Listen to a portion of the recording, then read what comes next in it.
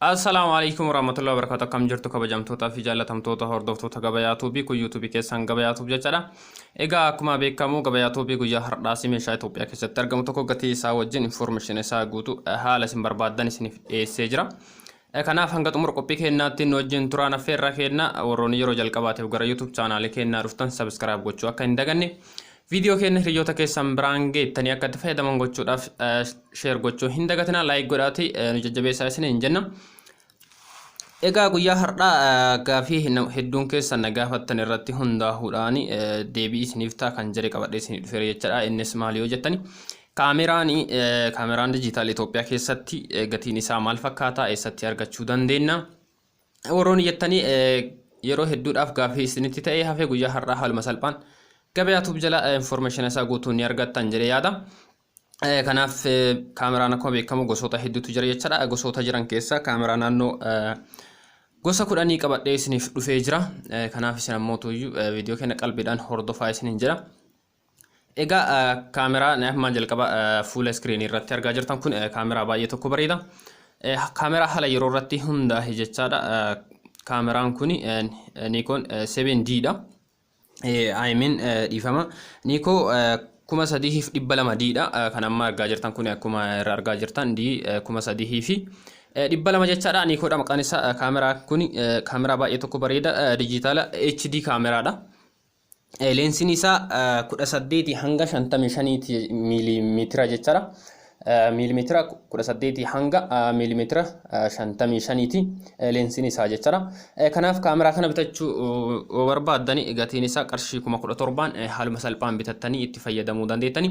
Wanti beekuu qabdan lakkoofsa bilbilaa isiniif kenna fuula iskiriinii irraa lakkoofsa argaa jirtan kanaan yoo bilbiltan iddoo isin jirtanitti isiniif dhufuu ni danda'a jechaadha. Haalli isaa baay'ee tokko mijaa'aadha.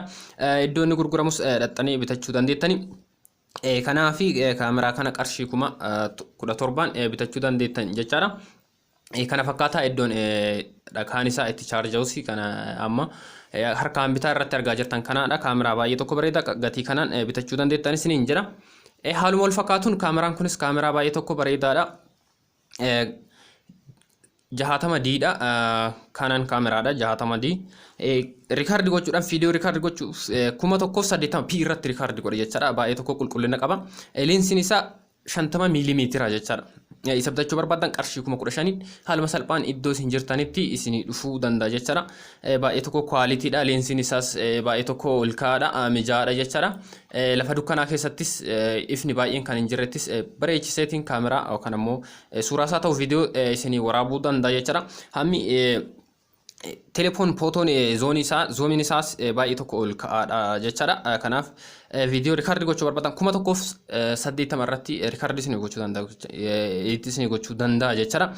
Kanaaf kana fakkaata gatiin isaa akkuma isin jedhe qarshii 15,000 bitachuu dandeettan jechaadha. Haaluma isa fakkaatuun kaameraan kunis kaameraa ajaa'ibaati. Baay'ee tokko kaameraa bareedaadha. Kaameraa kana maqaan isaa akkuma argaa jirtan kana 1,200 dha. Kanan kaameraa isa bitachuu barbaaddani qarshii 21,000 haaluma salphaan bitattanii itti fayyadamuu dandeettanii. Leensiin isaa 55 hanga 250 jechaadha. Kaameraa tokko baay'ee tokko bareedaadha. Kwaalitiis qaba. Gatii kanaan qarshii 21,000 haaluma salphaan bitattanii itti fayyadamuu dandeettanii. Warroonni biyya alaa jirtan qabattanii achi galuu irra asitti bitachuu dandeettanii. Galtanii bilbila kana qabattanii yoo bilbiltanii isiniif qopheessanii isiniif kennuu ni danda'ani. Kanaaf wanti isin rakkise baay'ee hin jiru jechaadha. Kanaaf qarshii 21,000 meeshaa kana haaluma salphaan bitattanii itti fayyadamuu dandeettanii.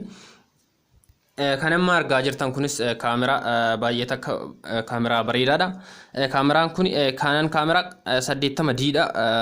Isa kana bitachuu barbaaddani qarshii 55,000 yoo qopheessitan haaluma salphaan bitachuu dandeettanii. Leensiin isaa 18 hanga 135ti. Kaameraa baay'ee tokko bareedaadha jechaadha. Fageenya irrattis wanta fageenya irra jiru kaasuudhaafis qulqullina hedduu qaba jechaadha. Chaarjiin isaas baay'ee tokko orjinaala. Hamma GB 64 qaba jechaadha chaarjiin isaa qofti. Isa kana bitachuu yoo barbaaddani qarshii 55,000 haaluma salphaan bitattanii itti fayyadamuu dandeettan jechaadha. Kaameraan baay'ee tokko bareeda. Wantoota dhiyoo jiranis achi fageessee xiqqeessee kaasuufis qulqullina qaba jechaadha. Wantoota fageenya irra jiranis as dhiyeessee kaasuudhaaf haalli isaa baay'ee tokko mijaa'aadha. Qulqulleessee isiniif kaasuu danda'a. Chaarjiin isaas yeroo dheeraa isiniif turuu danda'a. kanaaf isa kana gatii amma isin jedhe qarshii 55,000 haaluma salphaan bitattanii itti fayyadamuu dandeettan jechaadha. Kanaaf gabayaan YouTube keessanii wantoota kamooyyuu wantoota gaafisineetti ta'e hundaayyuu dhuftaniiti yoo gaafattanii yoo laaltanii argachuu dandeettanii wantoota gaafisineetti ta'e meeshaalee bitachuu barbaaddanii gatii isaa beekuun isin rakkise. Gara keessaattiinis ta'e koomentii jalatti yoo nu gaafattan turtii yeroo muraasa keessatti information isaa qabannee isiniif dhiyaanna jechaadha. Kanaaf ammoo deebii gaafii keessaniif wantoota deebii isiniif ta'an jenne hedduu qabannee kan amma harkaa qabnus jira. Isas yeroon booda isiniif dhiyeessine jechaadha. Kaameroonni amma isin dhiyeessaa ture kunis haala yeroo irratti guyyoota lama dura kan waraabame jechaadha. Kanaaf gatii bara kanaati gatii yeroo dhihooti gatii kanaan haaluma salphaan wanti isin rakkisu hin jiru gatii anamma isin beeksisaa jiru kanaan yoo dhaxxanii gatii kanaan bitachuu dandeettan jechaadha. Inni kunis kaameraa baay'ee tokko bareeda 7D dha quality qaba jechaadha. Namoota biraatti kaameraa baay'ee tokko filatamaadha. Videos ta'e footoo suuraa waraabuudhaaf baay'ee tokko filatamaadha akkasumas quality olaanaa qaba jechaadha. Isa kana bitachuu barbaadan moodeli haarawaasi leensiin isaa 55 hanga 250 jechaadha. Kanaaf isa kana video record gochuudhaaf 1,080p irratti record isin gochuu danda'a. Baay'ee tokko quality qaba jechaadha. Kaameraa hedduu tokko filatama. Isa bitachuu barbaadan qarshii 39 yoo qopheessitani haaluma salphaan bitachuu dandeettanii lakkoofsa fuula screen irratti argitaniin argatan kanaan bilbiltanii yoo jettan iddoo isin jirtanitti isiniif dhufuu ni danda'a jecha kafaltii tokko malee gatii isaatiin alatti kafaltii tokko illee odoo isin irratti hin dabalin haala salphaan gatii jedhame kanaan iddoo isin jirtanitti isiniif dhufuu ni danda'a jechaadha. Kanas hin ta'u yoo jettani filannoo keessan irratti hundaa'uudhaan dhaxxaniiti iddoon itti gurguramu yoo bittani yoo dhaxxan gatii kanaan haaluma salphaan argachuu dandeettan jechaadha. Kanaaf meeshaa baay'ee tokko bareeda qarshii 39 haaluma salphaan bitattanii itti fayyadamuu dandeettani. Haaluma isa fakkaatuun kana fakkaata jechaadha. Yoo irraa babbaame iddoo iddootti irraa babbaama iddoodhaa gara iddoo deemuu barbaaddan adda babaafame yookaan adda jechaadha hanga iddoo 3-4tti ba'a. Akkanatti adda baaftanii amma akka argaa jiru kanatti xixiqqaa bakka 3tti bahee taa'aa jira jechaadha. Akkanatti adda baaftanii deemuu ni dandeettanii. Iddoon isaa banaa hundini qadaada qaba. Qadaada isaatti gootanii iddoodhaa gara iddoo deemtanii yeroo ittiin dalaguudhaaf yookaan ammoo viidiyoo isaa ta'u suuraa waraabuudhaaf jettanii walitti deebistanii ittiin dalaguu yookaan ammoo itti fayyadamuu dandeettanii meeshaa baay'ee tokko qualities qabu. Yeroo irratti biraandii haaraa jechaadha. Kanaaf gatiin isaa akkasiin jedhe qarshii 39 bitachuu dandeettan jechaadha. Haaluma fakkaatuun yoo walitti deebi'u kana fakkaata jechaadha. Kun meeshaa baay'ee tokko bareeda guddaadhas jechaadha. Inni kunis meeshaa baay'ee tokko bareeda Nikon kaameraadha. Inni kun 520D dha jechaadha.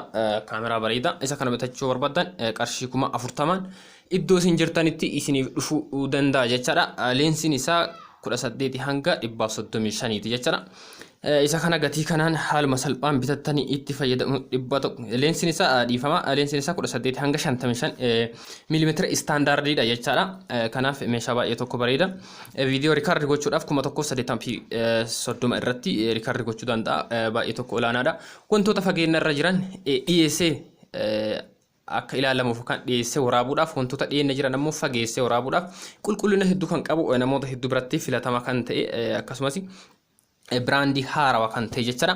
Egaa kana fakkaata meeshaa baay'ee tokko bareeda isa kana bitachuu barbaadan qarshii 40,000 isiniin jedheera lakkoofsa isinii kennamuun yoo bilbiltan isas iddoo isin jirtanitti isiniif dhufuu danda'a. Kanas akkuma kaameraa dura isiniin jedhe gara baaftanii yeroo iddoo dhimma yookaan ammoo iddoo viidiyoo isaa ta'u suuraa itti waraabuudhaaf deemtanitti hanga iddoo san geettanii adda babaaftanii booda ammoo walitti deebi'uudhaaf haalli isaa mijaawaa kan ta'e jechaadha. Leensiin isaas qulqullina hedduu kan qabuu fi akkasumas ol ka'aa kan ta'e jechaadha. Kanaaf meeshaan kun meeshaa baay'ee tokko bareeda. Gaafiin isin na gaafattan deebiin isaa kana fakkaata. Wantoota kana boodas gaafii isinitti ta'anii nu gaafadha. Akkuma kana dura baratamee fi akkuma amma isin dhiyeessaa jiru kanatti isiniif dhiyeesse jechaadha. Akka isin filachuudhaaf yookaan ammoo iddoo bitachuu barbaadan dhaxxanii akka bitattaniif namoonni tokko namatti ergitanii namni akka isin bituudhaaf haalli isaa mijaa'aa ta'e suuraadhaan isiniif dhiyeesse jechaadha. Suuraa kanaan namatti ergitanii iddoo jiran iddoo inni jirutti isiniif bituu ni danda'an jechaadha. Warroonni biyyoota alaa jirtanii iddoo sanitti isinii bitamuu yoo barbaadan hanga isin galtanis biyya keessattis bitamee isin eeguu yoo barbaadan suuraa kana namatti ergitanii akka isin bituudhaaf haalli isaa mijaa'utti isiniif dhiyeesse jechaadha. irra caala viidiyoo caalaa suuraan baay'ee tokko filatama atis filachuu yookaan iddoo san dhattee bitachuudhaaf suuraatti mul'istee bifa kana barbaada hojjette isaan barbaadanii siif kennan jechaadha. Bilbiltees ajajaan haasii qophaa'uu barbaadde itti ergiteetiin siif qopheessuu dandan jechaadha. Haalli isaa baay'ee tokko mijaa kanaaf kana fakkaata. Wantoota gaaffiin ta'an hundaayyuu nu gaafadha. Yaadaa fi komii qabdanis nuuf barreessaa isiniin jedha. Kanaaf odeeffannoon guyyaa har'aa isiniif dhiyeesse kanaan gammaa hordofaa jirtanii warroonni yeroo jalqabaatiif gara YouTube chaanaalii keenya dhuftan subscribe gochuu akka hin daganne hanga viidiyoo biraatiin walitti deebinutti nageenyi keenya bakkuma jirtanitti qaqqabu nagaan nuuf tura.